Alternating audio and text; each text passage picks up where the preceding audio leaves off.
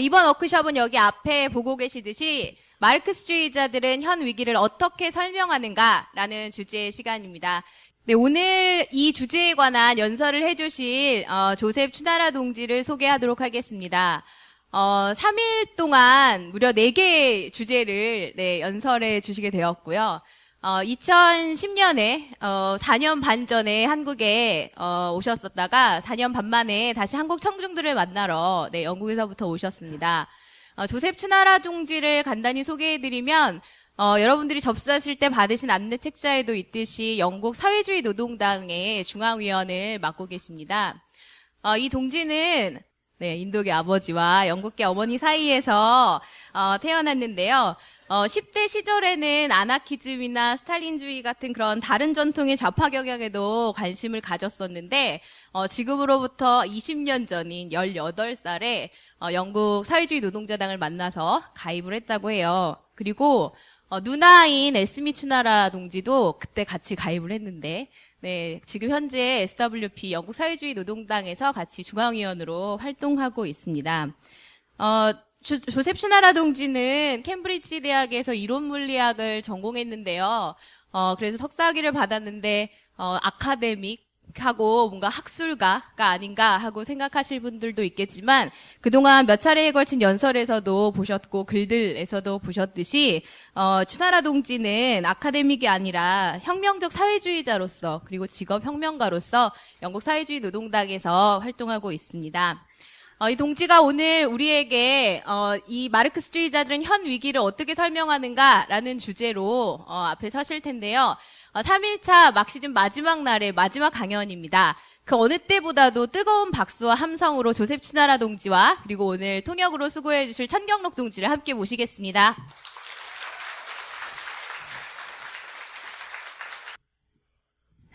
That was a very long introduction, and I'm not quite sure what was said, but I hope it was nice. 예, 긴 소개 동안 저에 대한 어떤 얘기가 오가는지 잘 모르겠는데 아무튼 그 좋은 얘기였길 바라고요. I had the good fortune to start writing about economics just as the world economy plunged into crisis. 저는 운 좋게도 마침 그 세계 경제가 그 위기로 치닫는 바로 그 상황에서 마르크스주의 경제학에 대해서 글을 쓰기 시작했었습니다. But I've yet to find a way in which Marxist economics can make me rich. 근데 저 아직까지 마르크스주의 경제학으로 부자가 될 방법은 발견하지 못했습니다. And I'm more and more reminded of something that Karl Marx's mother once said. 그리고 갈수록 그 마르크스의 어머니가 했다는 말이 자꾸 그 뇌리에 떠오릅니다. Nobody has written so much about capital with such a lack of capital. 세상에 누구도 그 자본이 그토록 없이 자본에 대해서 이렇게 많이 쓴 사람은 너밖에 없을 거다라고 했답니다. But when we study economics, what we're interested in is what the key fault lines are within the capitalist system. 근데 우리가 그 경제학을 공부할 때는 그 자본주의 체제에서 균열점이 정확히 어디 있는지를 알아내는 데 관심이 가장 많습니다. And in that context, I want to talk about three arguments within Marxist economics. 이런 맥락에서 저는 그 마르크스주의 경제학계에서 제기되는 3가지 그 쟁점에 관해서 말씀드리겠습니다. Firstly, the relationship between the crisis and the rate of profit. 첫 번째 쟁점은 그 경제 위기와 이윤율 간의 상관관계입니다. Second, the question of the relationship of finance to the wider economy. 두 번째는 금융과 경제 전반 간의 관계 문제고요. And thirdly, the question of whether the crisis is caused by the lack of consumption by workers. 그리고 마지막으로 그 노동자들이 소비가 적은 것이 그 과소 소비가 경제 위기의 원인인가 하는 문제입니다. Let me start with the rate of profit, because if we understand that, the other questions become much easier. 일단은 그 이윤율 문제를 먼저 풀어보겠습니다. 일단 이윤율이 뭔지를 이해한다면 나머지 쟁점들을 답하기가 한결 쉬울 것입니다. Marx's argument has been summarized in other meetings at this event, so I won't repeat it in detail. 마르크스의 논지가 무엇이었는지는 다른 미팅에서도 많이 다뤄졌기 때문에 제가 그에 대해서 장황하게 되풀이하지는 않겠습니다. So let me just summarize Marx's argument about profit rates in 3 points. 그래서 그 3가지 포인트를 중심으로 그 이윤율에 관한 마르크스의 주장을 정리해 보겠습니다. The first point is that capitalism is ultimately a profit-driven system. 첫째는 그 자본주의가 궁극적으로는 이윤을 동력으로 하는 체제라는 겁니다. Capitalists have to maximize their profit relative to their rivals. 즉 자본가들은 다른 그 경쟁자들에 비해서 그 자신의 이윤을 극대화해야 한다는 압력에 놓여 있는 것이죠. Any capitalist who gets left behind in this battle to make profits won't be able to invest effectively and will be driven out of business. 이런 이윤 경쟁에서 밀려나는 자본가들은 더 이상 그 투자도 하기가 어려울 것이고 결국에는 시장에서 퇴출될 것입니다. So Marx talks about a blind drive to accumulate more capital to make more profit. 그래서 마르크스는 그 더 많은 이윤을 얻기 위한 그 눈먼 투자와 축적 과정에 대해서 얘기를 하는 겁니다. He talks about accumulation of capital for the sake of accumulation of capital. 즉 자본 축적 그 자체를 위한 자본 축적을 말했습니다. The second point that Marx makes is that ultimately the source of all profit is surplus value. 그 두 번째 포인트로 마르크스가 지적한 것은 The source of all profit is surplus value.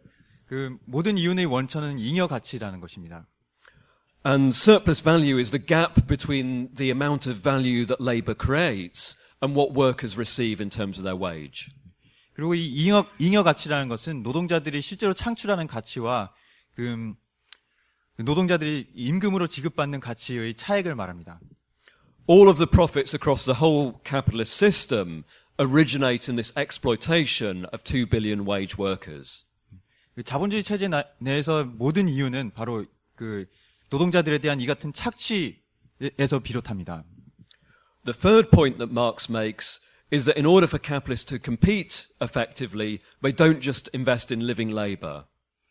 세 번째로 마르크스가 지적한 바는 그 자본가들은 서로 그 더 효과적으로 경쟁하기 위해서 그 단지 그 노동력에만 투자하지 않습니다. 즉 산노동에만 투자하지 않습니다. They have to invest in what Marx called dead labor, by which he meant machinery and equipment. 그들은 또한 그 죽은 노동에도 투자를 하는데 마르크스는 죽은 노동, 기계류와 설비 같은 거를 죽은 노동이라고 봤습니다. But they make neither a profit nor a loss on the dead labor. 그런데 이 죽은 노동에 대한 투자로는 그 손실을 입지도 않고 이윤을 창출해내지도 못합니다. Of course, the first capitalists to invest in a new piece of machinery will probably make more profits than their rivals. 물론 그 경쟁하는 자본가들 사이에서 가장 먼저 그 기계 최신 설비에 투자를 하는 자본가는 나머지 다른 경쟁자들보다 아마도 더 많은 이윤을 획득할 수 있을 것입니다. But once the machinery becomes generalized across the whole economy, the prices fall and the profits begin to be squeezed. 그런데 결국 나머지 자본가들도 다 그 새로운 설비를 도입을 하고 나면은 결국에는 그 가격이 하락하게 되면서 결국 이윤이 결국은 압박을 받게 됩니다. And if we look at the capitalist system as a whole, the long-term tendency is for dead labor to expand more rapidly than living labor.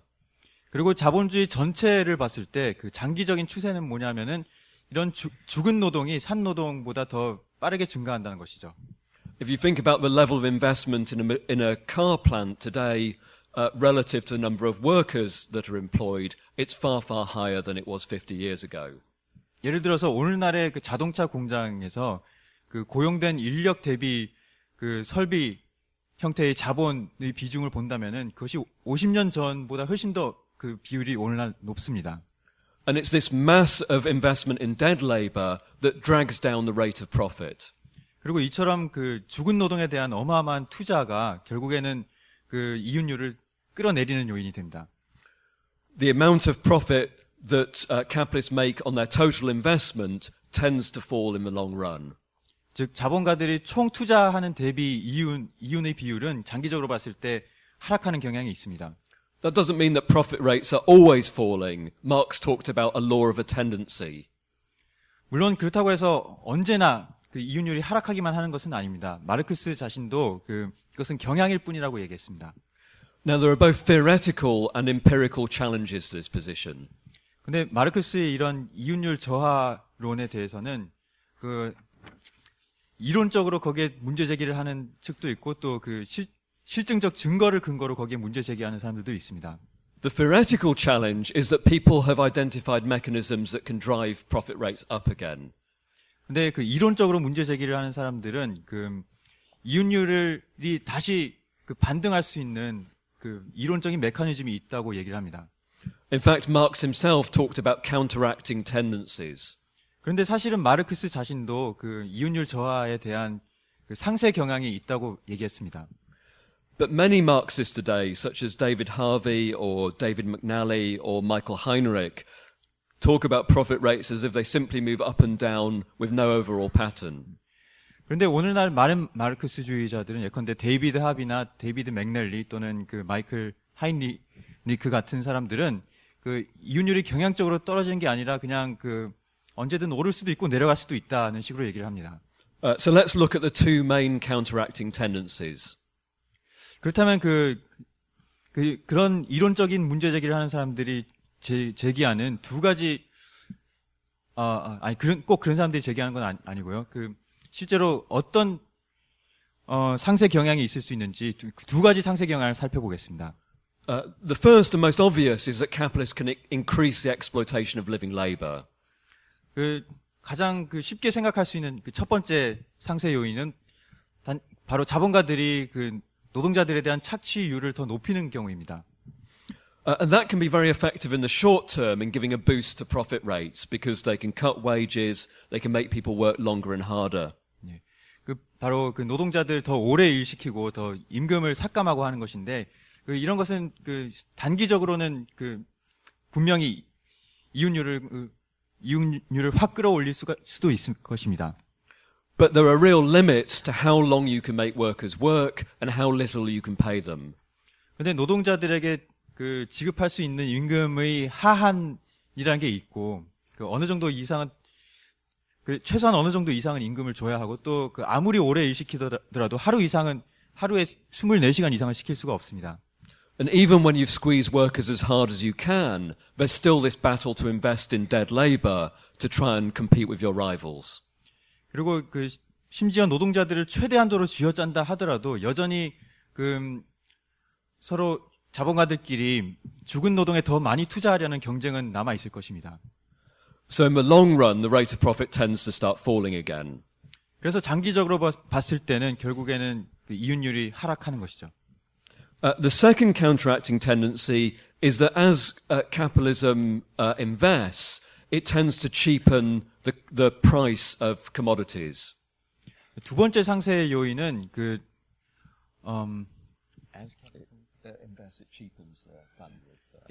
자본이 더 많이 투자될수록 그 상품의 그 가치가 하락하는 상쇄 경향이 있을 수 있습니다. That means that capitalists can potentially get their hands on machinery and equipment more cheaply.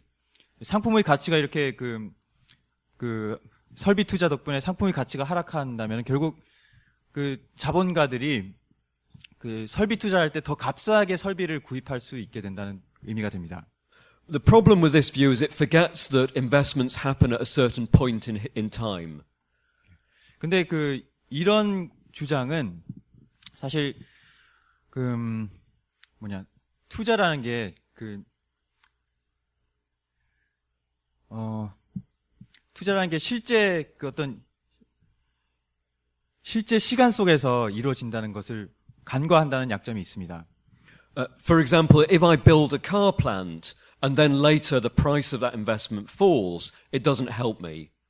즉, 제가 만약에 자동차 공장을 얼마를 들여가지고 공장 설비를 지었다. 그런데 시간이 지나가지고 그 공장 설비 가격이 하락했다 하더라도 그것이 제 이윤율에는 영향을 미치지 않습니다. In fact, it might benefit my competitors who invest later, but for me, I lose profits. 즉, 나중에 시간이 흘러서 같은 설비에 투자를 하는 제 경쟁자들한테는 도움이 될지 모르겠지만 저한테는 아무런 효과가 없는 것이죠. In addition, even after I've taken advantage of all the investments that have fallen in price, there will always be new potential investments I can make. 그리고 심지어 제가 값이 싸진 설비를 더 지금 구입할 수 있다 하더라도 시간이 지나면 또 훨씬 더 값비싼 새로운 설비들이 등장할 것입니다. And the most successful capitalists will always be able to invest in the most expensive new machinery. 그리고 가장 성공적인 자본가들이야말로 가장 값비싼 최신 설비들에 투자를 하기에 가장 유리한 위치에 있습니다. And that's why in most historical periods, the investment in dead labor still runs ahead of living labor.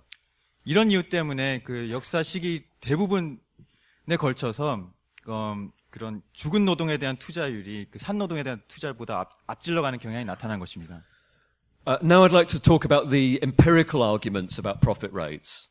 전 그 다음으로 막스주의 이윤율 이론에 대한 그 실증적 증거를 근거로 한 그 반박을 살펴보겠습니다.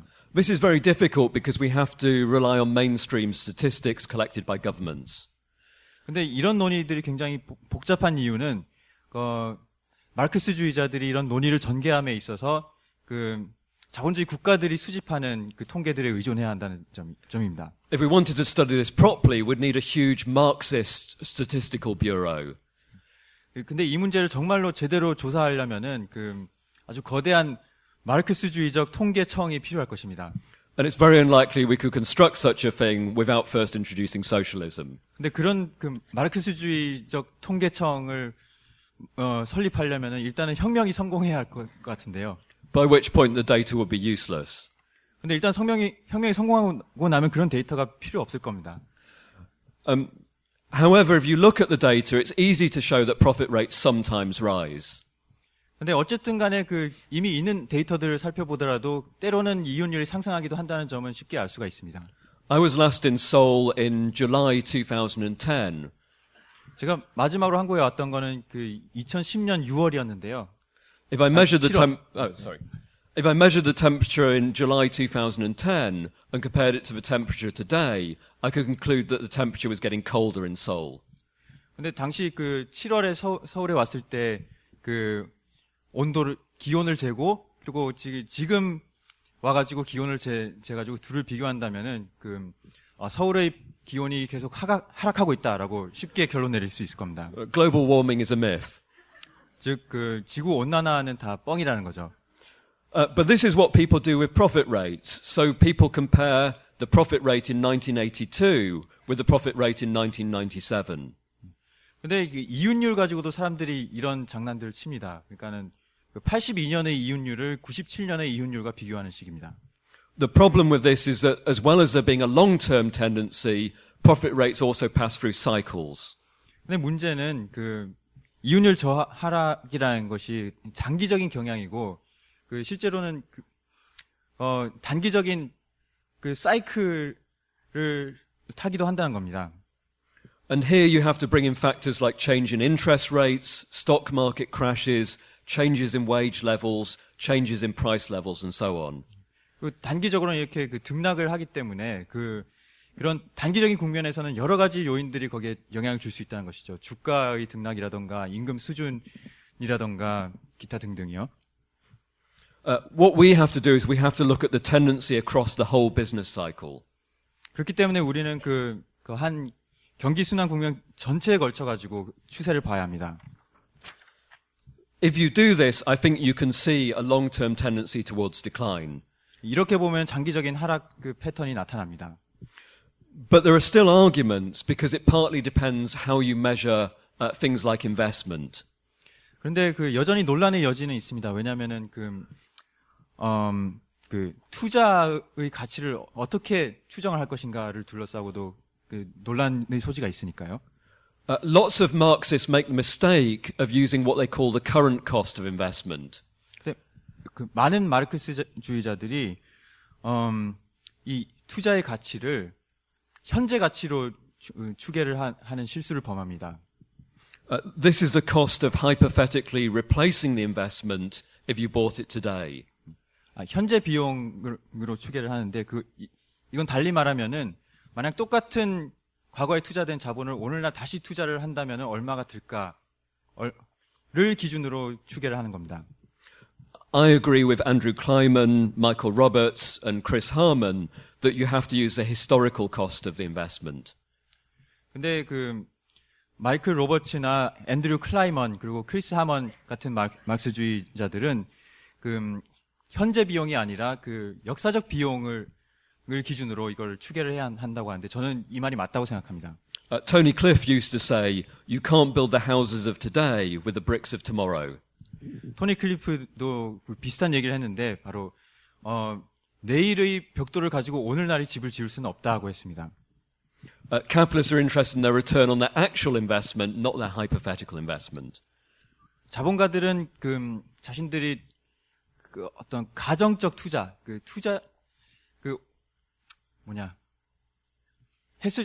지금 했을지 안 했을지 모르는 투자에 대한 그 이윤율이 아니라 자신들이 실제로 했던 투자에 대한 이윤율에 관심이 있기 때문이죠. I'd like to show you Andrew Kleinman's graph for US profit rates measured in these terms.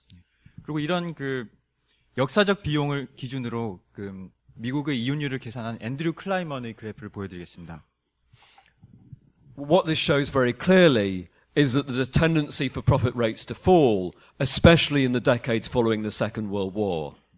그리고 이 그래프가 보여주는 바는 그 이윤율이 특히나 2차 대전 이후에 명백하게 하락하는 경향이 있다는 겁니다. In this period, capitalism is booming and investment is running at a very rapid pace.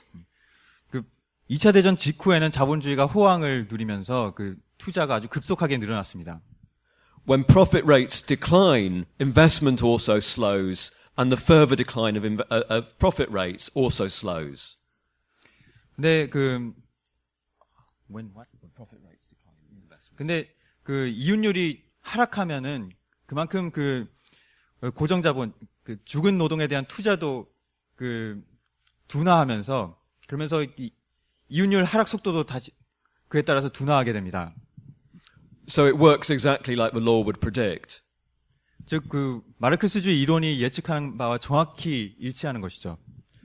But of course, as I said, it's a cyclical pattern, so there are lots of ups and downs. 근데 제가 말씀드렸듯이 이것은 경기 순환을 타는 패턴이기 때문에 항상 단기적으로는 등락을 거듭하게 됩니다. These are the American figures because that's where we have the best data and it's the biggest economy. 제가 미국의 사례를 드는 것은 미국의 데이터가 가장 풍부하고 우리가 구할 수 있는 최선의 데이터가 있기 때문입니다. There are different patterns elsewhere. It's very difficult to get data for China, but I think the pattern there is slightly different. 다른 나라의 경우에는 패턴이 조금씩 다를 수가 있습니다. 중국의 경우에는 신뢰할 만한 데이터를 구하기가 상당히 어려운데, 근데 아마 거기는 조금 패턴이 다를 것입니다. Here the rate of investment has been extraordinary, something like 40 or 50% of GDP. 중국의 경우에 최근까지 투자율이 엄청났습니다. 아마 GDP의 40~50%를 설비 투자 같은데 썼을 겁니다. But now this seems to be generating a crisis of overaccumulation in which profit rates are beginning to fall. 근데 이런 엄청난 규모의 투자가 이제는 이윤율 하락을 일으키고 있는 것 같습니다. 그래서 과잉 투자 위기가 지금 위기론이 대두되고 있는 것입니다. So the International Monetary Fund estimates that between 12 and 20% of investment in China is unprofitable. 예컨대 IMF는 중국의 투자의 한 12% 내지 20%가 수익을 낼 수 없는 투자일 거라고 추정합니다. In other words, these are two different faces of the same crisis. 즉 중국이나 미국이나 동일한 위기의 두 가지 측면이라고 볼 수 있는 거죠. In the West, you have slow accumulation because profit rates fell in the 1950s and 1960s. 서방 세계의 경우에 5, 60년대 이후에 이윤율이 하락했기 때문에 축적이 굉장히 더디게 진행되고 있습니다.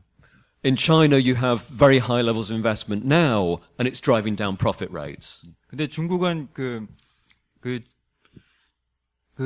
지금까지 아주 높은 속도의 축적이 진행됐고 그것이 이제는 이윤율을 떨어뜨리고 있는 국면입니다. It's very difficult to talk about a global rate of profit, but some authors have tried to calculate this. 그렇다면 세계적 수준에서의 이윤율이라는 것도 생각해 볼 수가 있는데 그걸 어떻게 계산할지는 굉장히 복잡하지만 어떤 학자들은 그 계산을 시도해 봤었습니다. This graph shows the so-called core economies in the red line, the less developed countries in the blue line, and an average in the black line in between. 여기서 빨간 선은 핵심부 경제들의 이윤율을 나타내고요. 그 파란 선은 그 개도국, 그리고 그 검은 선이 그걸 평균을 낸 겁니다. So I think Marx's argument about falling rates of profit is still an incredibly important part of the explanation for the crisis. 이런 점을 다 봤을 때 그 마르크스의 이윤율 저하 경향 이론은 이 위기를 설명하는 데 있어서 아주 중요한 요소입니다. But as you can see from the graphs, it's not the case that the crisis is immediately triggered by the fall in profit rates.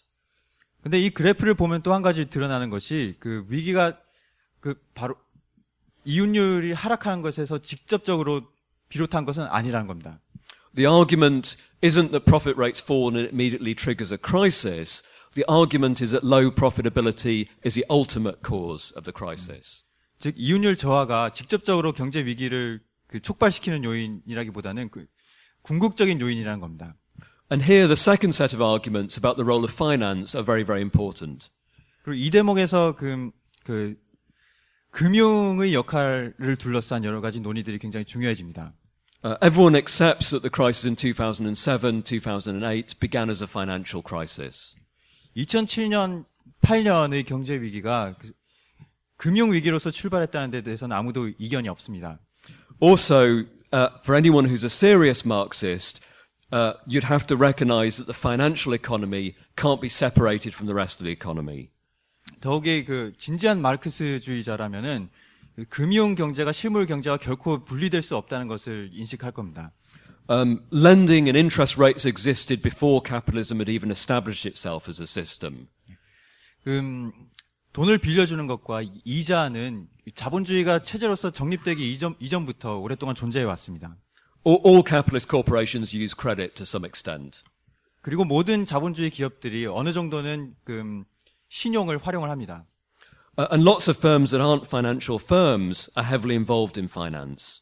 금융기업이 아닌 기업들도 금융에 굉장히 깊이 연루되어 있는 경우들이 많습니다. For example, General Motors in America made most of its profits from its financial operations before the crisis, rather than its operation building cars. 예컨대 미국의 GM은 경제 위기 이전에 자동차 판매 수익보다는 금융 수익이 훨씬 컸습니다. So the real argument is whether there's a fundamentally new dynamic of capitalism because of the expansion of the financial system. 근데 여기서 그런 문제가 되는 것은 금융 부문이 이렇게 크게 팽창한 것 때문에 자본주의의 동력학이 근본적으로 달라졌는가 하는 점입니다. That argument has been put forward most clearly by Kostas Lapavitsas, a Greek economist. 근데 이에 대해서 그리스의 경제학자인 코스타스 라파비차스는 금융 때문에 자본주의 동력학이 바뀌었다고 주장을 합니다. Who, by the way, has just been elected as a Syriza member of parliament. 근데 코스타스 라파비차스가 참고로 그리스 시리자 의원으로 당선됐습니다. Lapavitsas argues that there's a process called financial exploitation or financial expropriation in which finance can exploit workers and make a profit.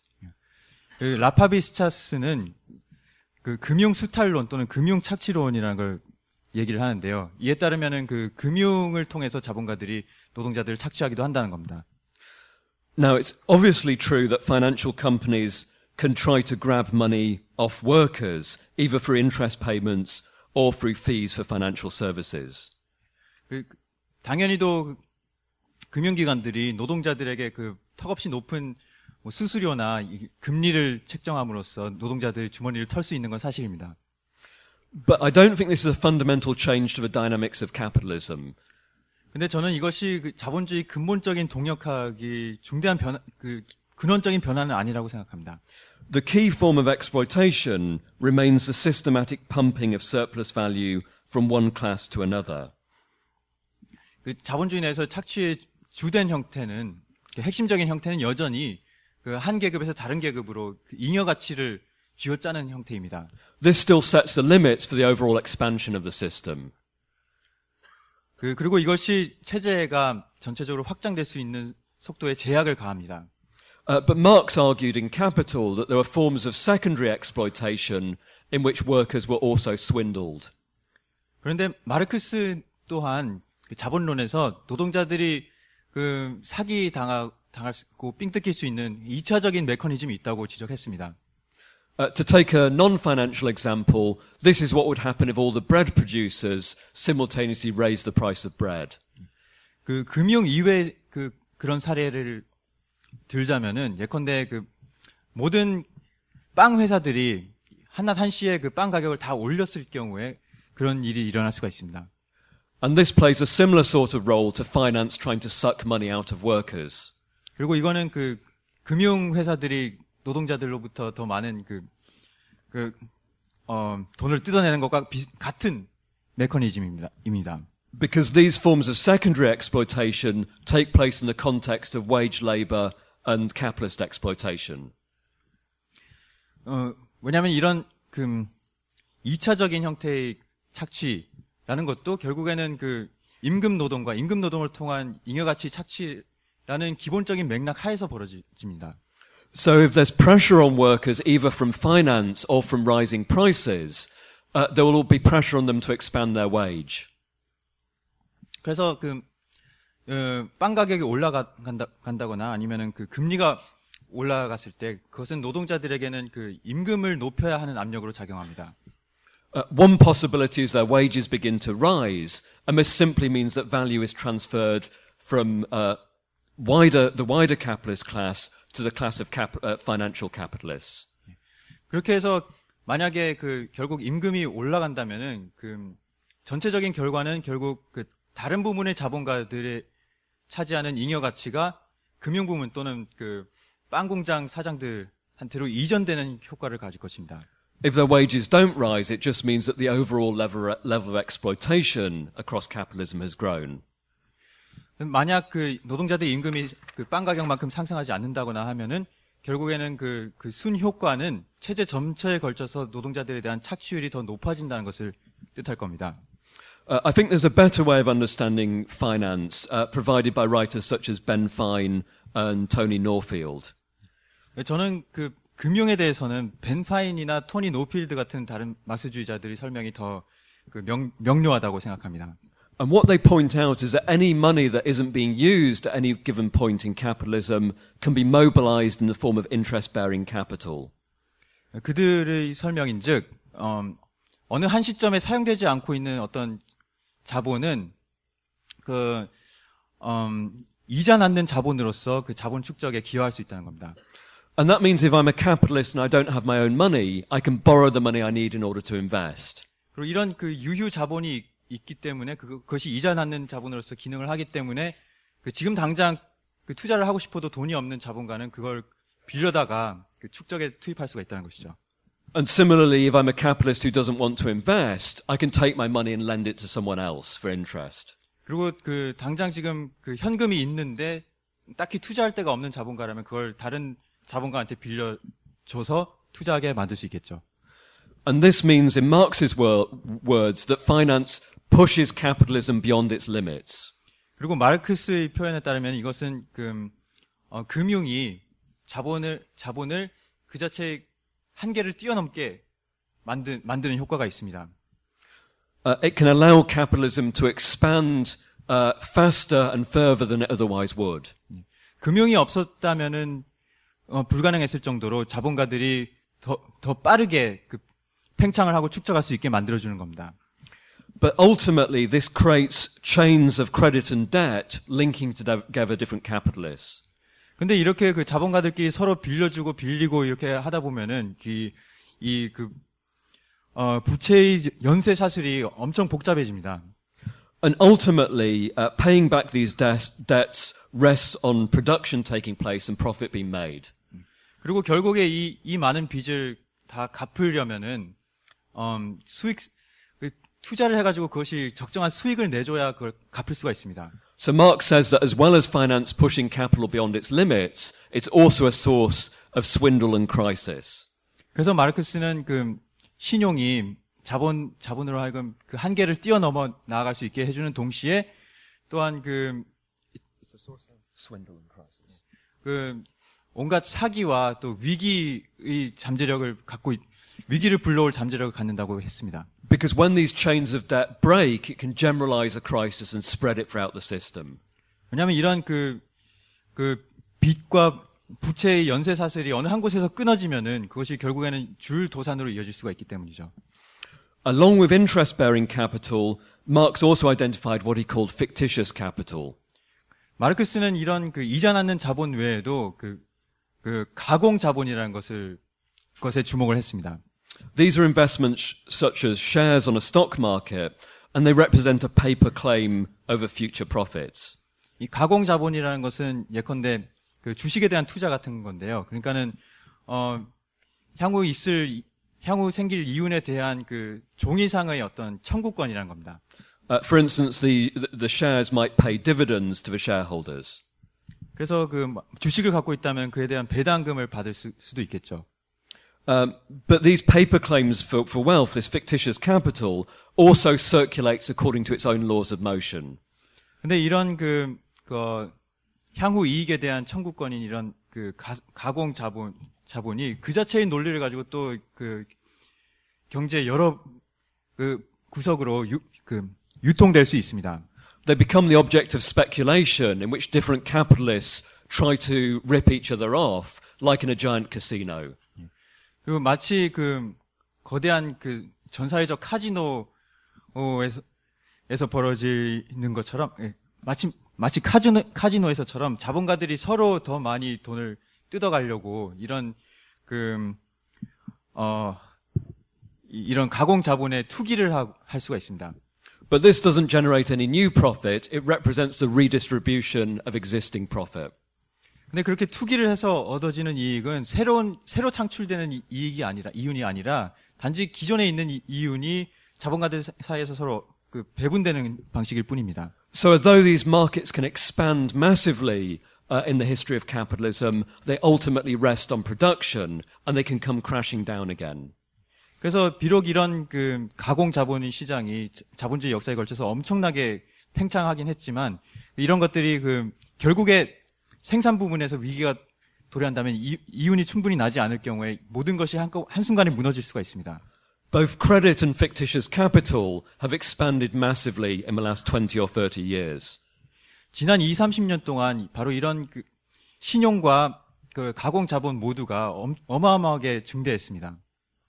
Especially in the last 15 years, as this graph which shows debt relative to GDP on a global scale demonstrates.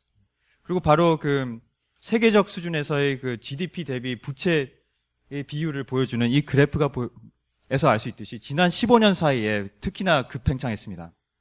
Part of the reason why financial markets have grown so fast is precisely that profit rates have stayed at low levels. 그런데 그 금융시장이 이토록 빨리 성장한 것은 부분적으로는 그 이윤율이 실물 경제에서 이윤율이 낮았기 때문입니다. If it's difficult to make a good profit in the part of the economy producing goods and services, it's very tempting to engage in speculation instead. 실물 경제에서 투자를 해가지고 충분한 이윤을 낼 수가 없다면은 그 대신 그 대안으로 금융시장에 투기를 하는 것이 굉장히 매력적인 대안으로 다가옵니다. And in fact, this growth of credit became one of the forces driving the capitalist economy forwards.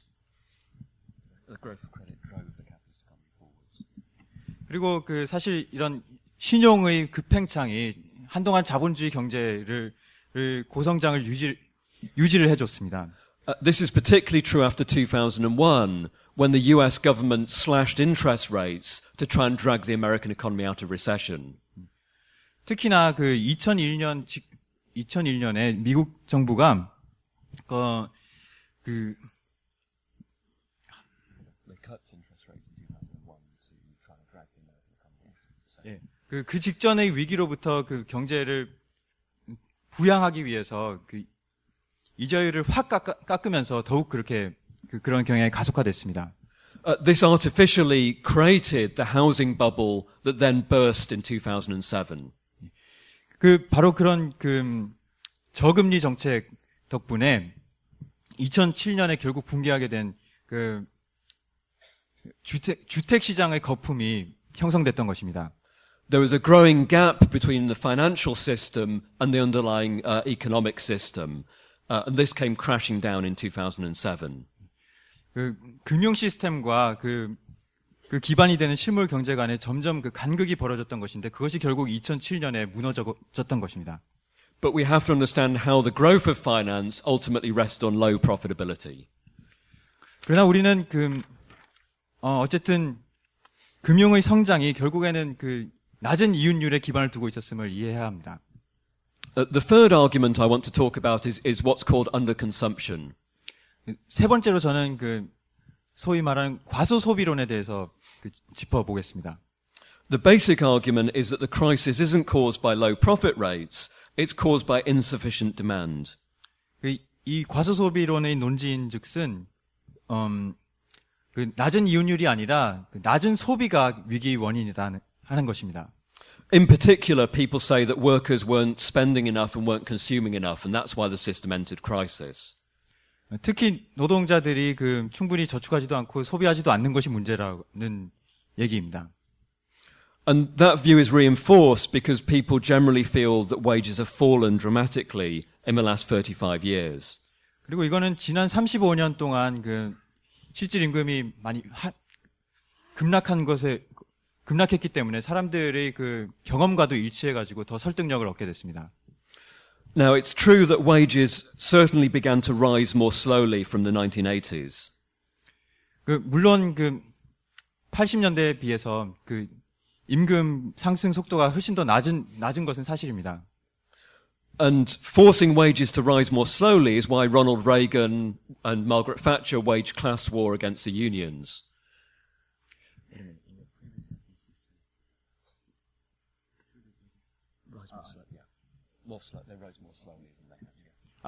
그전 문장을 제가 잘못 통역했는데 80년대부터 그전보다 그 임금 상승 속도가 훨씬 낮아진 것은 분명 사실입니다. But that doesn't necessarily mean that wages were falling in real terms. 그리고 그것이 로널드 레이건의 신자유주의 정책의 목표이기도 했었는데 그렇다고 해가지고 그 실질 임금이 더 느리게 증가했던 것은 아닙니다.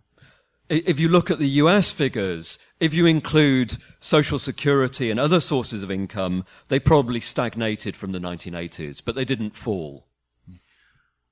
실질 임금이 삭감된 것은 아니었습니다. 그 미국의 경우에는 이른바 사회적 임금이라고 할 수 있는 그 복지 지출이라던가 이런 것들 다 감안했을 때 감안하고 보면은 그 80년대부터 그 실질 임금이 정체하긴 했지만 결코 떨어지진 않았습니다. That's not because capitalists are charitable, it's just very expensive to reproduce labor in modern capitalism. 이거는 단지 그 자본주의가 노동자들한테 관대해서 그런 건 결코 아닙니다. 그것보다는 그 현대 자본주의에서 노동력을 재생산하는 비용이 그만큼 비싸졌기 때문이죠. And certainly if you look at overall consumption, it was running at very high levels in the run-up to the crisis. 그리고 그 전반적인 소비 수준을 보더라도 그 근본 위기 직전까지 소비는 빠른 속도로 상승하고 있었습니다. This graph shows household consumption in the US in the run-up to the crisis. 이 그래프는 그 위기에 이르기까지 미국의 그 가계 소비 추이를 보여줍니다. There's no evidence at all from this graph that lack of demand was what drove the economy to crisis. 이 그래프를 봤을 때는 그 수요 부족이 위기의 원인이었다는 어떤 증거도 찾아볼 수가 없습니다. But as well as not fitting the facts, the argument of underconsumption is logically flawed. 근데 단지 이렇게 그 실제 증거하고 부합하지 않는다는 점뿐만 아니라 이 과소 소비로는 그 논리적으로도 모순이 있습니다. It assumes that when workers' wages fall and they buy less, this necessarily reduces profits. 즉 노동자들의 임금이 하락하고 그들이 그 구매를 더 적게 하면은 이윤도 하락한다고 가정을 합니다. But that's only the case if the fall in consumption by workers isn't then replaced by other forms of consumption. 근데 이것이 사실이려면은 노동자들이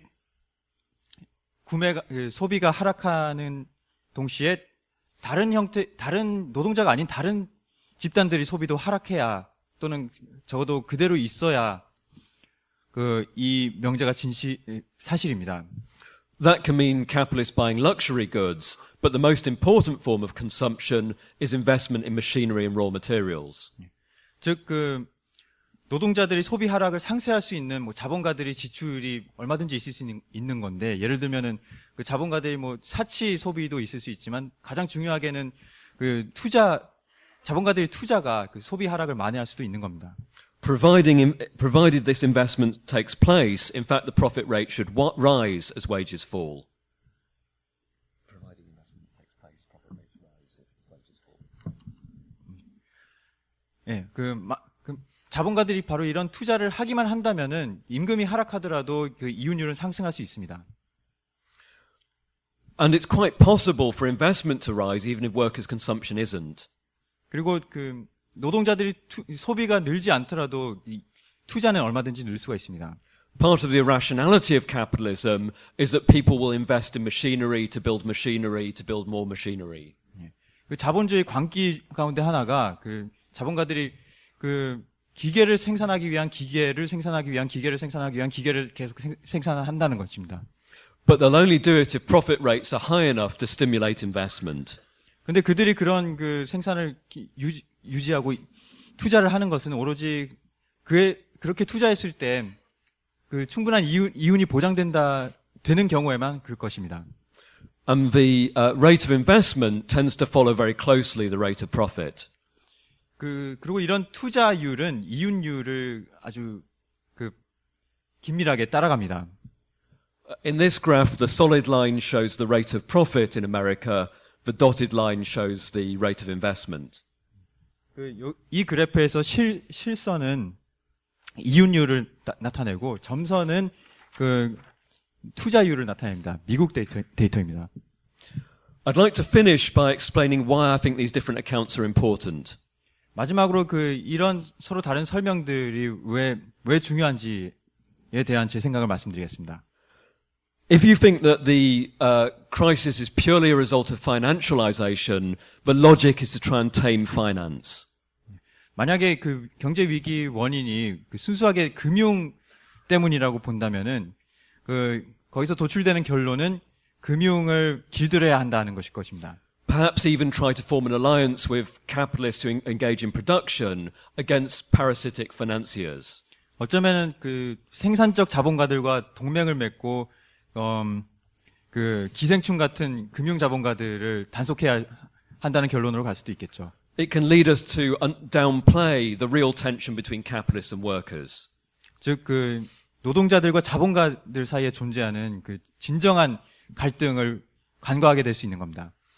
If you think the crisis is purely caused by underconsumptionism, the logic is to try and boost consumption.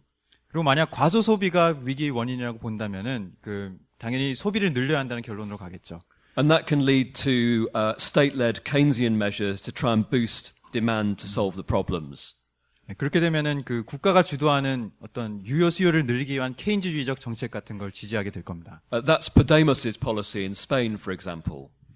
그것이 예컨대 스페인의 포데모스의 노선이기도 합니다. We should be clear, of course, we want workers to consume more and we want the state to spend more on public services. 우리는 당연히도 노동자들이 더 많이 소비하기를 원하고 또 그 정부가 공공복지 지출을 더 늘리기를 원합니다. But we don't fight for those demands in order to cure capital of its illness. 그러나 우리는 그 자본주의를 낫게 해주기 위해서, 자본주의 병을 낫게 해주기 위해서 그런 정책을 요구하지는 않습니다. We fight for reforms to improve the position of workers and give them greater confidence in their struggles. 우리는 노동자들이 처지를 개선하는 투쟁을 통해서 노동자들의 자신감을 더 높이기 위해서 그런 요구를 제기하는 거죠. That's the difference between reformism from above and reformism from below. 그리고 바로 이것이 그 위로부터의 개혁주의와 아래로부터의 개혁주의의 차이입니다.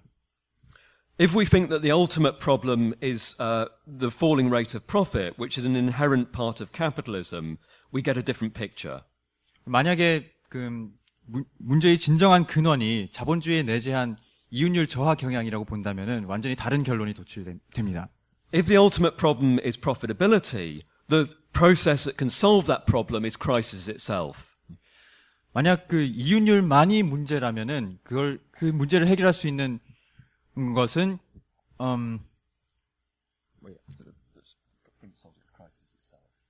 그 위기 자체가 그 문제를 해결할 수가 있습니다. Crisis wipes out some of the unprofitable mass of capital that's built up. 왜냐하면은 그 경제 위기를 거치면서 그 수익성이 낮은 수익을 내지 못하는 자본들이 그 파괴되는 과정을 거치기 때문이죠. It allows a surviving capitalist to grab failing firms and unsold machinery and goods at a fraction of their real value. 그리고 그 결국 살아남은 기업들이 그 망한 기업들의 자산을 그 정상 가격보다 훨씬 싼 가격으로 구입할 수가 있게 됩니다. It destroys some of the massive financial claims on profit that have built up. 그리고 그 위기 이전까지 누적됐던 어마어마한 규모의 그 금융 채권들이 다 부도가 나고 없어지게 될 겁니다. These are the main impacts of a crisis, but it also reduces wages. 그 바로 이런 그 기존 자본이 파괴되는 것이 이런 그 경제 위기의 한 효과이긴 한데, 근데 경제 위기의 효과가 또 다른 게 있죠. 바로 임금을 그 하락시킨다는 겁니다. But there is a problem with this process of creative destruction, and here we have to build on the analysis developed by Mike Kidron, Chris Harman from the 1950s and 1960s. 임금도 하락시키고 낭비적인 자본도 파괴하는 그런 효과가 있는데, 근데 이런 방식으로 경제 위기를 극복하는 것에는 한 가지 그 문제점이 있습니다. 그리고 이 대목에서 그 1950년대, 60년대 크리스 하먼이나 마이크 키드런 같은 마르크스주의자들의 분석을 유념할 필요가 있습니다. After the long post-war boom, when crisis returned in the 1970s, there wasn't a 1930s style slump. 그 1970년대에 자본주의 장기 호황이 끝나면서 그 도래했던 것은 1930년대와 비슷한 깊은 불황은 아니었습니다. The enormous clearing out of unprofitable capital that happened in the 1930s and in the Second World War didn't happen. 즉 1930년대와 2차 대전을 거치면서 그 낭비적인 자본이 대거 그 청산됐던 과정이 재현되지는 않았던 것입니다. The problem is that the units of capital making up the capitalist system had swelled to much greater size. 왜 그런 일이 재현되지 않았냐면은 그 자본주의 개별 단위들, 그러니까 단위 기업들의 규모가 너무나 커졌던 것입니다. And the state had become a much bigger factor within the economy. 그리고 그 국가가 경제에서 하는 역할이 훨씬 더 비대해진 것이죠. As crisis returned, the ruling class made attempts to rescue unprofitable capital and keep the system moving forwards. 그래서 경제 위기가 도래했을 때 그 지배자들은 그 대마불사격으로 엄청 비대해진 자본들이 망하지 않도록 그 뒷받침해 주려고 나섰습니다. 그 구제 주면서 그 어떻게든 체제가 그 급락하지 않고 유지되도록 했던 것입니다. There was enough destruction to allow capitalism to move forwards, but not enough to promote a boom like in the 1950s. 그 결과 그 어떻게든 체제가 앞으로는 나갈 수 있을 정도로는 자본 파괴가 진행이 됐지만, 그러나 그 5, 60년대처럼 본격적인 그 호황이 도래할 정도로는 그 자본 파괴가 진행되지 못했던 것입니다. And because profit rates stayed at the very low levels that they'd reached, the system became more and more dependent on credit. 그리고 이윤율이 낮아진 상태에서 크게 회복을 못했기 때문에 계속해서 체제 전체가 그 신용 팽창에 의존하게 된 것이었습니다. And increasingly, the more intelligent representatives of the ruling class are recognizing this. 그리고 갈수록 그 지배계급 내에 좀 더 똑똑한 사람들은 이 점이 문제인 것을 깨닫고 있습니다. Let me quote Martin Wolf, one of the leading writers in the Financial Times. 그 파이낸셜 타임즈의 그 수석 경제 논설위원인 마틴 울프의 글을 제가 인용해 보겠습니다. He says, without an unsustainable credit boom somewhere, the world seems incapable of generating growth and demand to absorb potential supply. 그 세계 어디선가 뭔가 그 지속 불가능한 신용 호황이 일어나지 않고서는 그 경제가 뭔가 그 잠재적인 공급을 빨아들일 수 있을 정도의 충분한 수요를 창출하지 못하는 것 같다라고 했습니다. He says, consider the past quarter of a century, a credit boom in Japan that collapsed after 1990, a credit boom in Asian emerging economies that collapsed in 1997, a credit boom in the North Atlantic economies that collapsed after 2007, and finally China. 그리고 지난 25년의 그 궤적을 한번 돌아보자. 90년대 일본에서 신용 호황이 그 폭삭 무너졌고, 또 97년에는 동아시아 경제의 신용 호황이 또 한 번 거품이 터졌고, 2007년에는 그 서방 경제들의 신용 거품이 터지고, 또 이제는 중국까지 그 거품이 터지려고 하고 있다. He finishes by saying each is greeted as a new era of prosperity, only to collapse into crisis and post-crisis malaise. 그럼 매번 이런 신용 호황이 일어날 때마다 이것이 새로운 부와 번영의 원천인 것처럼 각광을 받았는데, 얼마 지나지 않아서 그 호황이 꺼지고 나니까는 다시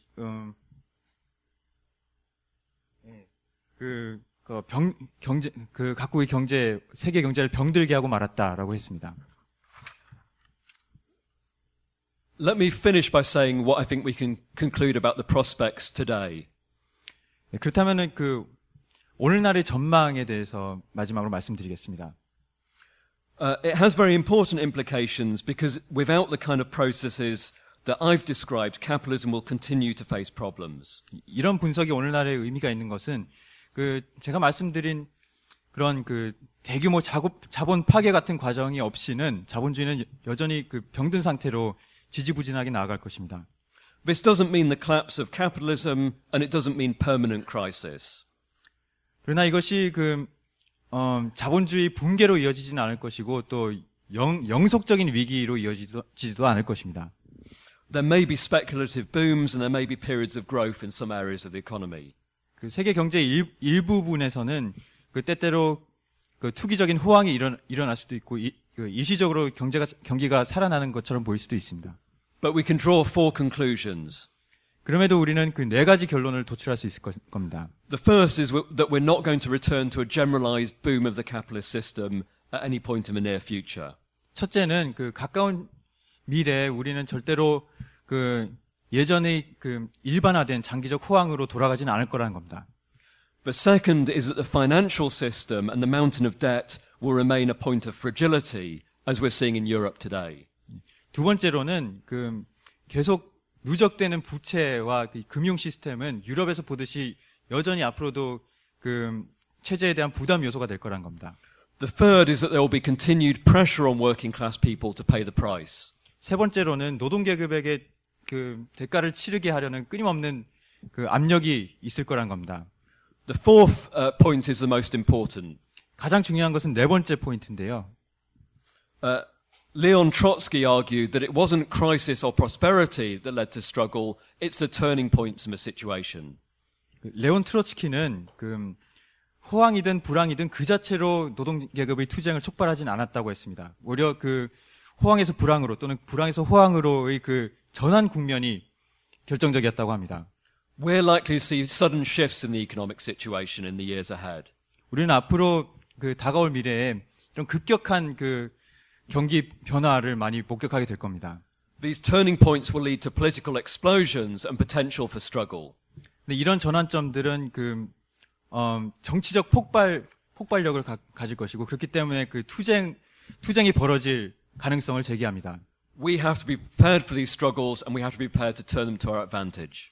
우리는 이런 투쟁 가능성에 대비를 해야 되고, 그것을 우리에게 유리하게 활용할 준비를 해야 합니다. Thank you. 감사합니다.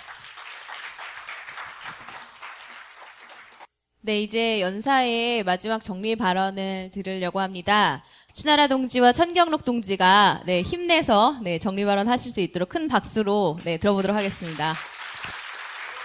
I'd like to start just by saying a big thank you to the organisers of this event, and I'd also like to thank my tireless translator.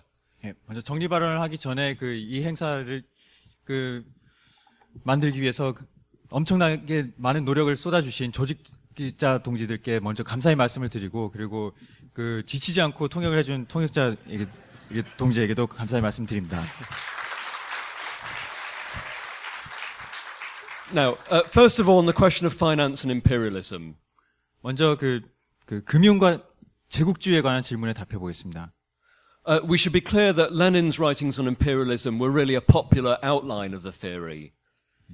그 레닌의 제국주의론은 사실 그 이론을 그 대중화한 버전임을 우리는 먼저 알아야 할 것입니다.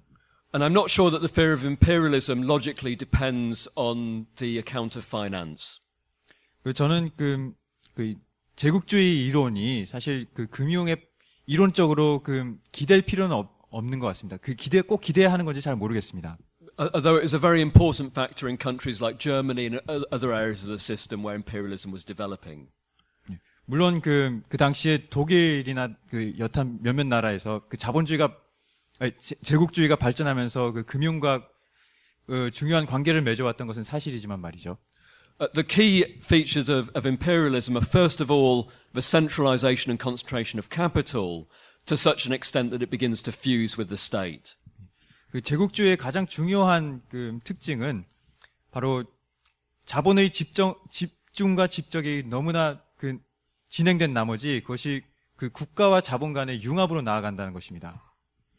And secondly, the process of globalization through which the world becomes divided into spheres of influence and must constantly be redivided. 그 두 번째 중요한 그 측면은 그 자본의 세계화가 계속 진행되면서 각국 자본의 그 영향력을 행사하는 영향권이 이렇게 나뉘게 되는데 각국 자본들이 서로 차지하는 그 영향권의 영역이 계속해서 이렇게 바뀐다는 겁니다. And that means both economic struggle and military struggle. 그리고 이 점은 그 국제 자본들 간의 그 경제적 갈등뿐만 아니라 그 군사적 갈등도 발전할 수 있다는 것입니다. Finance can play a role in that. If you look at the moment, different countries are trying to devalue their currencies in a competitive way. 그리고 이런 그 국가 간 그 자본 간의 경쟁에서 군사적 경제적 경쟁에서 금융도 일정한 구실을 하기도 합니다. 예를 들어서 그 각국이 서로 그 자국 자본의 수출을 이롭게 해주기 위해서 그 서로 경쟁적으로 통화를 평가절하하는 경우가 그 한 예입니다. But we should be very skeptical about the notion developed by some in the communist tradition that what we face is parasitic finance that benefits from imperialism. 근데 우리는 그 과거의 공산당들 일부가 마치 오늘날 문제가 그 생산적 자본에 기생하는 금융 자본들이 오늘날의 가장 큰 문제인 것처럼 그런 이론을 제기했는데 그런 것에 대해서 우리가 경계를 해야 합니다. Imperialism is the interest of the capitalist class as a whole. 그 자본주의는 사실 그 자본가 계급 전체에게 그 제국주의는 이익이 됩니다. On the question of Piketty and his constant profit rate, Piketty doesn't really explain why he thinks profit rates are constant. 그 피케티의 그 이윤율 고정 이론에 대해서 그 고정설에 대해서 말하자면은 피케티는 왜 이윤율이 그 고정돼 있어야 하는지에 대해서 그 제대로 된 설명을 제시하지 않습니다. And it's also true that he operates with a completely different notion of capital. He doesn't see it as a social relation. He sees it as any kind of wealth at all. 예. 또한 피케티는 그 자본에 대한 마르크스와는 굉장히 다른 개념을 사용한 것도 사실이죠. 그래서 그 어떤 그 모종의 관계가 아니라 그 일체의 모든 자산들을 다 합해서 자본이라고 얘기합니다. So, for example, he sees workers' homes as being a form of capital and assumes that workers could make money by using their homes in production or renting them out. 예. 그래서 예컨대 그 노동자들이 소유한 주택도 일종의 자본이라고 보면서 마치 노동자들이 그 주택을 그 임대를 하거나 다른 방식으로 거기서 그 이윤을 뽑아낼 수 있을 거라고 가정을 합니다. He also claims that Marx's falling rate of profit requires stagnant productivity. 그는 또한 그 마르크스가 예측한 이윤율 저하 경향이 그 현실로 나타나려면은 그 노동자들의 생산성이 증가하지 않아야 한다고 가정을 합니다. In fact, Marx says the exact opposite of this. 근데 마르크스가 말하는 바는 이것과 정확히 반대됩니다. For Marx, it's precisely the rise in productivity that leads to the falling rate of profit. 마르크스가 볼 때는 그 바로 생산성 증대 때문에 그 이윤율이 하락하는 것입니다. So Piketty's data in and of itself is quite useful and interesting. 그러므로 그 피케티가 제시하는 데이터 그 자체는 굉장히 흥미롭고 유용하지만 But as an account of the dynamics of capitalism, I don't think it's very useful. 그러나 그 자본주의의 동력학을 설명하는 데 있어서는 별로 쓸모가 없다고 생각합니다. Somebody asked whether private hospitals would generate surplus value and profit. 그 어떤 분이 그 민간 병원들이 그 잉여 가치와 이윤을 그 창출하느냐고 질문하셨는데요. Marx certainly thought that they could, and I agree with him. 그 마르크스는 그렇다고 답변을 했고 저도 그에 대해서 맞다고 생각합니다. Marx gives the example of a schoolmaster in a private school. 그 마르크스는 그 민간이 운영한 학교의 교장의 사례를 듭니다. And he says that it's irrelevant that capitalists invested in a learning factory rather than a sausage factory. 그러면서 마르크스가 하는 말이 그 자본가가 그 소세지 공장에 투자를 하든 아니면은 그 교육 공장에 투자를 하든 그건 그 중요한 게 아니다라고 합니다. In terms of privatization, it's certainly true that capitalists can try and squeeze more profit out of schools, hospitals, and so on by privatizing them. 그 민영화에 대해서 말씀드리자면은 그 민영화를 통해서 자본가들이 그 병원이나 학교에서 더 많은 그 이윤을 뽑아낼 수 있는 것은 사실입니다. But I think there are some limits to this process of privatization. 근데 이런 민영화에도 그 일정한 한계가 있다고 생각합니다. If you look at the case of Britain, they tried to privatize the entire rail network, the railways and the trains that run on them. 그 영국의 경우에는 그 철도 노선들과 그 기차들 다 그 민영화했었는데요. The problem is there was a different company running the trains to the company that owned the train track.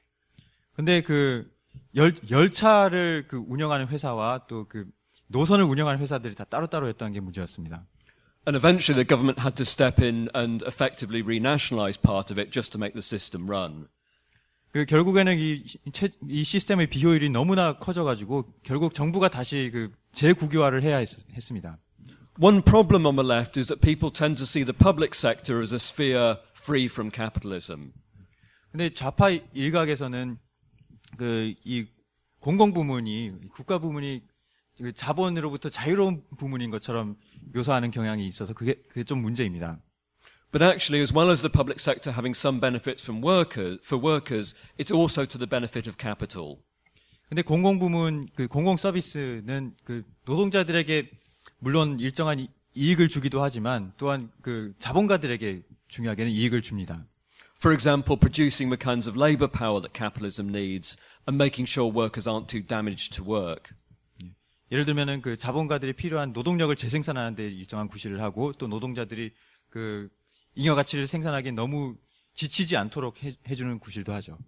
And that's why in Britain under austerity, they're talking about taking areas of the public service that can be run profitably and running them for profit, but they're not talking about privatizing everything.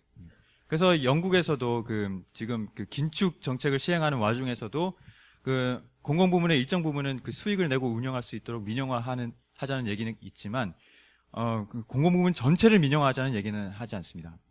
And it means that when we demand nationalization, which we should do, we don't have any illusion that it's the same as socialism. 그래서 우리는 그 당연히 그 민영화가 아닌 그 국유화를 요구해야 하지만 그렇다고 해서 그것이 그 사회주의와 동의어는 아니라는 점을 분명히 해야 합니다. When the bank Northern Rock had to be nationalized by the British government in 2007, it evicted more people from their homes than any privately run bank. 실제로 2007년에 영국의 노던록이라는 은행이 그 국유화됐을 때 국유화되고 나서 오히려 그 다른 어떤 민간 은행보다도 그 주택 대출을 갚지 못한 그 채무자들을 더 집에서 많이 쫓아냈습니다. That's why in Greece, when people call for the nationalization of the banks, they call for nationalization with elements of workers' control. 그렇기 때문에 그리스에서는 그 좌파가 그 은행들이 국유화를 요구를 할 때 단지 국유화만이 아니라 그 노동자들이 은행에 대한 일정한 통제력을 가질 것도 함께 요구하고 있습니다. Let me say a few words about China as well. 중국에 대해서도 몇 마디 해보겠습니다. I agree very much with what the comrade was saying. There's been, in response to the crisis, a massive stimulus program in China. 그 한 동지가 말씀하셨듯이 그 경제 위기에 대한 대응으로 중국에서는 그 어마어마한 그 경기 부양책이 시행됐습니다. The level of credit in the economy expanded by the equivalent of an entire year's output. 그 시중에 그 돈은 신용 규모가 그 거의 한 해 GDP에 맞먹는 규모로 늘어났습니다. And the possibility of financial bubbles emerging in China is very real. 그리고 중국에서 그 제기되고 있는 금융 거품의 위험도 굉장히 그 현실적인 위험입니다. It also seems that China is slowing slightly more rapidly than the ruling class had anticipated. 또한 그 중국 지배자들이 예상했던 것보다 경기 둔화 속도가 더 빠른 것 같아 보입니다. A new estimate I saw today suggested that growth might now be as low as 5%. 그 오늘 제가 그 본 기사에서는 그 성장률이 최저 5%까지도 낮아질 수 있을 거라고 추정하고 있습니다. Part of the reason it's so important is that China is one country in which workers have been able to wrest real gains from their employers. 이 점이 특히 중요한 이유는 그 중국은 그 세상에서 흔치 않게 노동자들이 그 사용자들로부터 실질적인 어떤 양보를 얻어내는데 그 어느 정도 성공했던 나라이기 때문입니다. I think the weakness of the economy is beginning to clash more and more with the aspiration of workers. 그런데 그 경기가 이렇게 둔화하면서 점점 더 그 노동자들의 열망과 더 그 치열하게 충돌하고 있습니다. So I agree with the person who spoke from the floor. I think we're likely to see very big and very important struggles in China. 그래서 그 이런 노동자들의 기대와 이 체제가 줄 수 있는 것 사이에 이런 충돌 때문에 앞으로 중국에서는 그 아까 그 연사분이 말씀하셨듯이 중국에서 거대한 격돌이 벌어질 가능성이 있다고 저도 생각합니다. Someone else asked towards the end whether a physical struggle was necessary against capitalism.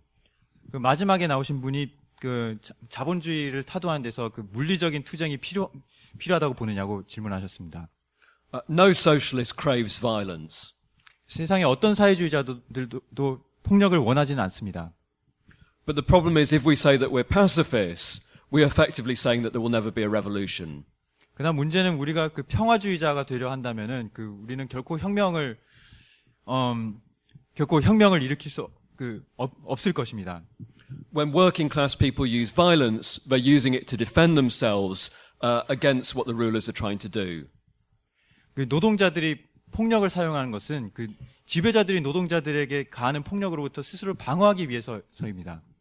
And we have to say that the violence of the oppressed is not the same as the violence of the oppressor. 그리고 우리는 그 억압받는 사람들의 폭력은 결코 억압하는 자들의 폭력과 동급이 아니라고 말해야 합니다. And if we look at the violence of the capitalist system, it perpetrates a daily violence against working class people and the poor. 그리고 실제로 자본주의 체제는 일상적으로 노동계급과 그 빈민들에게 그 끔찍한 폭력을 가하고 있습니다. But we want to minimize the amount of violence that will be necessary in a revolution. 그러나 우리는 그렇다 하더라도 혁명 과정에서의 폭력을 최소화하길 원합니다. In Russia in 1917, very famously, fewer people were killed in the storming of the Winter Palace than were killed when Eisenstein made a film about the storming of the Winter Palace. 근데 러시아 혁명의 경우에는 1917년 러시아 혁명의 경우에는 잘 알려진 사실이기도 하지만 그 러시아 그 궁전 동궁을 습격해가지고 그 혁명이 성공했을 때의 사람 그 희생자 수가 너무 적어가지고 심지어 그 아이젠스타인이라는 영화 감독이 그 동궁 습격에 대한 영화를 만들었을 때보다도 사람이 더 적게 죽었습니다. That's because the balance of forces at that time was decisively on the side of workers. 그렇게 희생을 최소화할 수 있었던 이유는 그 당시에 그 세력 관계가 압도적으로 노동자들한테 유리했기 때문입니다. In that case, the ruling class are prepared to give up without much of a fight. 노동자 편이 훨씬 강력했을 때 그 지배자들은 그 저항을 포기하고 그 폭력을 가지 못했던 것이었습니다. The more the balance of forces is in the favor of workers, the lower the level of violence. 노동자 세력의 그 힘이 더 강할수록 그 폭력 수위는 더 낮출 수가 있습니다. It brings me to my concluding remarks, which is I think we're now entering a very dangerous period in the history of capitalism. 그 결론으로 들어가자면 제가 볼 때는 이제 우리가 자본주의의 아주 위험한 역사적 국면으로 들어가고 있는 것 같습니다. Everywhere the ruling class are trying to make us pay the price. 세계 어디서나 지배계급이 우리로 하여금 그 대가를 치르게 하려고 합니다. We're seeing the rise of fascism in certain areas of Europe. 유럽의 일부 지역에서는 파시즘이 준동하고 있고요. We're seeing the brutality of the system if you look at things like the Ebola crisis in countries in West Africa. 서아프리카 지역의 그 에볼라 발병 같은 걸 보면은 이 체제가 얼마나 그 야만적인지를 볼 수가 있습니다.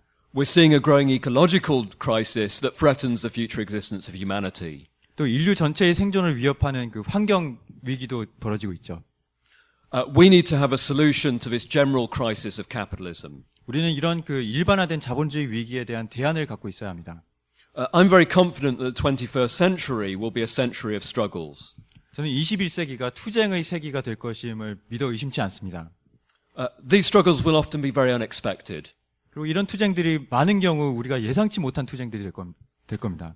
I was looking at the translation of Arguments for Revolution that you've produced. 예, 저는 한국어로 번역된 제 책, 그 혁명의 왜 혁명인가를 좀 보고 있었는데요. In the English edition, we finish by saying nobody knows when the anger will bubble over into resistance and revolution will take place. 그 영어판에는 마지막으로 끝내는 문장이 뭐였냐면은 아무도 이런 사람들이 부글부글 끓어오는 분노가 분출될 것이 언제 분출돼 가지고 체제에 대한 도전으로 이어질지 알 수가 없다라고 하는 문장으로 끝맺었습니다. About 4 weeks after we'd published it, the revolution erupted in Egypt. 근데 그 책을 출판하고 4주 뒤에 이집트에서 혁명이 벌어졌습니다. Me and Charlie, who wrote the book, didn't want to look stupid, so we claimed that we were responsible. 그 책의 저자였던 저와 찰리 킴버는 우리가 좀 바보 같아 보이지 않으려고 우리가 이런 글을 썼기 때문에 혁명이 일어난 거다라고 얘기를 했습니다. But the reality is that the 20th century was also a century of great struggles. 예, 근데 21세기가 아니라 20세기의 현실도 20세기도 사실은 투쟁으로 점철된 세기였습니다. But it's a century littered with the broken bodies of workers. 근데 그러나 슬프게도 20세기의 투쟁들은 노동자들이 처참하게 패배한 경우도 많았습니다. They fought heroically, but they paid a price for defeat. 그들은 영웅적으로 싸웠지만 그러나 결국 패배의 대가를 치렀습니다. When our struggles are defeated, the situation doesn't go back to normal. 우리의 투쟁이 패배했을 때 상황은 예전과 똑같은 정상 상황으로 돌아가지 않습니다. Our rulers will make us pay a terrible price if we're defeated. 만약 우리가 패배한다면 우리 지배자들은 본보기를 보이기 위해서라도 우리를 아주 끔찍하게 벌 주려고 할 것입니다. We have to ask, why was it those struggles were defeated? 우리는 그렇다면 과거의 투쟁들이 왜 패배했는가를 자문해야 합니다. Again and again, if you look at those struggles, you see that the absence of a political force at the center of them is critical. 이런 과거의 투쟁들을 되돌아볼 때마다 그 안에서 유능한 정치적 세력이 없었던 것이 결정적인 요인이었습니다. We need a revolutionary force that can draw together the different struggles. 우리는 각계약진하는 운동들을 하나로 규합할 수 있는 혁명가들이 조직이 필요합니다. To win a majority in those battles and to focus the struggles against the state. 그런 투쟁 속에서 다수를 설득할 수 있고 그리고 그런 투쟁을 국가 권력에 맞선 투쟁으로 모아낼 수 있는 혁명적 세력이 필요합니다. And if we do that, there's a possibility of the next wave of struggles breaking through and winning. 만약 그런 세력을 규합할 수 있다면은 그런 조직을 만들 수 있다면은 우리는 다음번 투쟁에서 돌파구를 열 수 있는 가능성이 그만큼 높아질 것입니다. And we should remember the ruling class have to win every battle. We only have to break through and win once. 우리가 기억할 것은 지배자들은 매번의 계급 투쟁에서 지배자들은 승리해야만 살아갈 수가 있습니다. 반면 우리에게는 단 한 번의 승리가 필요합니다. Without a mass revolutionary party, there will be revolutions. 대중적 혁명 정당이 없다면 비록 혁명들은 계속해서 분출하겠지만 but without a mass revolutionary party, our side can't win. 결코 그런 혁명에서 우리 측이 승리하지는 못할 겁니다. Parties like Workers' Solidarity are the embryo of that mass party. 노동자 연대 같은 당이야말로 바로 그런 혁명적 대중 정당의 맹아입니다. So I'll finish by urging you, if you're not a member, please join. 그래서 끝으로 만약 여러분이 노동자 연대 회원이 아니라면 지금 가입하시라고 권유드립니다. 감사합니다.